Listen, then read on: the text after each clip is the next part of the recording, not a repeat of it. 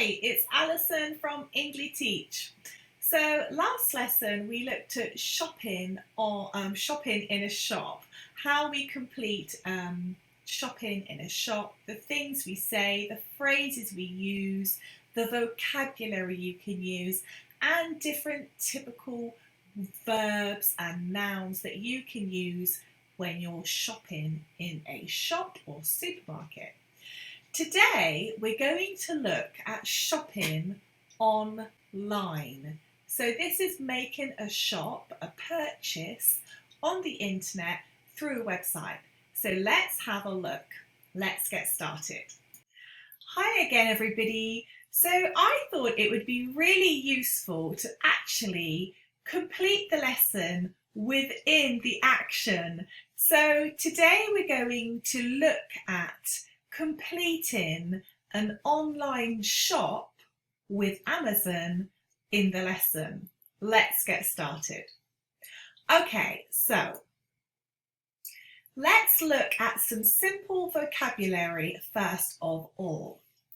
When you go to a computer or the internet, the first thing you're going to decide is, what am I going to buy? What am I going to buy? And for that, you will look here. This is what we call the search bar. It's called the search bar, okay? The search bar.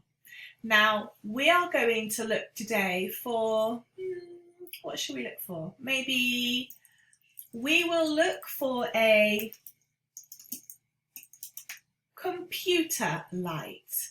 Now, as you can see, lots of options have come up. Let's go computer light and I click, okay?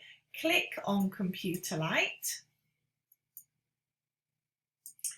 And here you will get a selection of different options. Now with my mouse, I'm going to do this with my finger, which is called scrolling. This action here, this is called scrolling. What I'm doing is scrolling, and the screen here is also scrolling.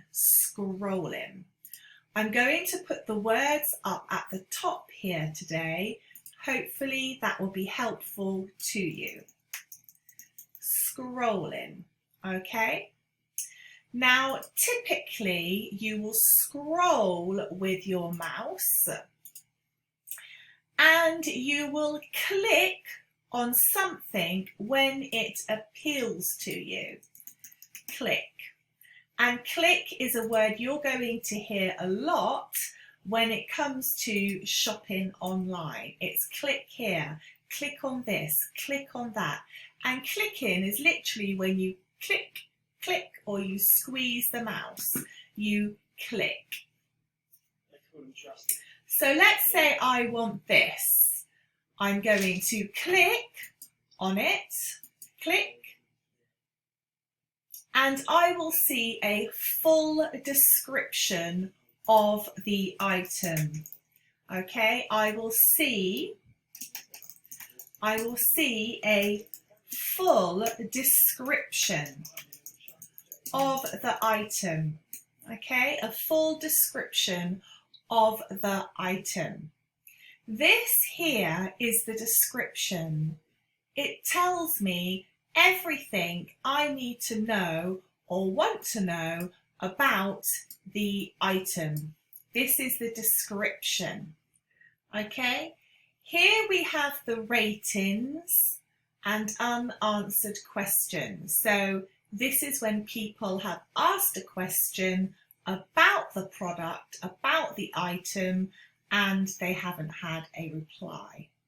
So let's say, oh yeah, that's great, I want to buy that. You would then click add to cart, and here, where the internet is different shopping online to other areas like in shops, is that we start to see lots of icons like this, icons. And icons are really, really useful because they are globally translated. So this is an icon. So you click on add to cart, and it will take you to your cart. Cart subtotal $34.99.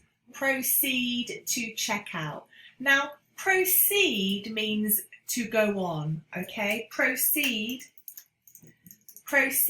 means to go on, to continue, to proceed to purchase the item. So you would click on proceed. They always ask something like this. We call this an upsell, where they're trying to get you to buy more. Say no thank you. Okay, now let's have a deeper look at some of the vocabulary in this lesson. Okay, so let's take a closer look at some of the vocabulary and the phrases that you used or will be using when you shop online. Now, I know when you shop online that you're not going to be speaking to somebody, but you are going to be reading. So it's important to understand what the words are and what they mean. Okay, so as in a shop, you wouldn't have someone saying, "What are you looking for?" But you would definitely need to have a look in the, you would definitely need to put your item that you wanted in the search bar. Remember, this was the bar at the top where you put in what you want. And then you will scroll, okay, scroll to find the object that you wanted.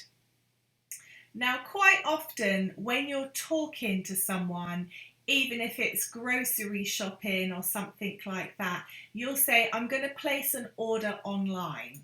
Okay? I'm going to place an order, I'm going to place an order online. And that's basically what we just did. You're going to place an order online. Online means obviously on the internet. And this is a real typical phrase. I'm going to place an order online. Now, quite often you might have a problem and you might need to contact someone to help you sort it out if there is an issue or a problem with your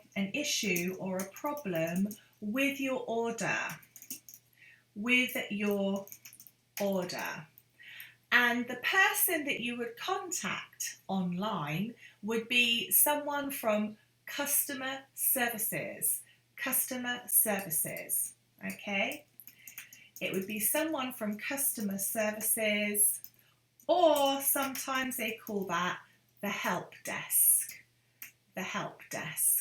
and that's really important.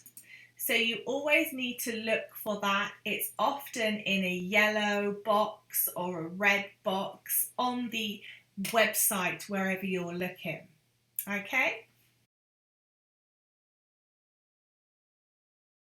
Now, quite often when you're new to a website and you want to place an order online, you'll be asked, do you have an account? If you don't, they will say, create an account, and you'll click on a button that says create an account. Something like this will pop up on the screen, which is a sign-up form. So as you can see, it asks for your first name here, and it asks you for your last name and your email address and a password. And as always, you will then receive an email into your email box, and this is technically what creates an account so you can place an order. Sometimes you might be asked just to sign in and you'll get something like this. It might look familiar. It's from the Engli-teach website. So you put in your name and your email address and press submit, and it will take you normally to a private members area where you will find your account. This is a typical icon if you like something and you want to add it to your cart to buy it later whilst you're looking at some other things. So this is so that you intend, I'm going to put you intend to buy it later, all right? You might see a product that you like and you're not sure if you're going to buy it yet. So you can put it on something which is called a wish list.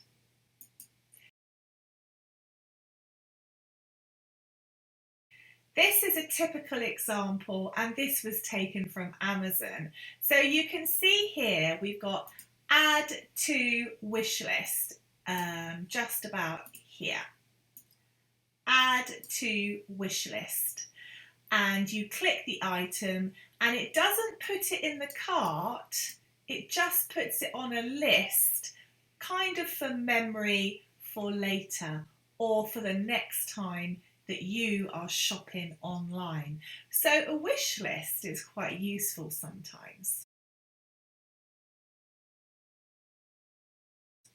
And needless to say, sometimes things go wrong or the item is not what you expected and you need to give it back and get your money back.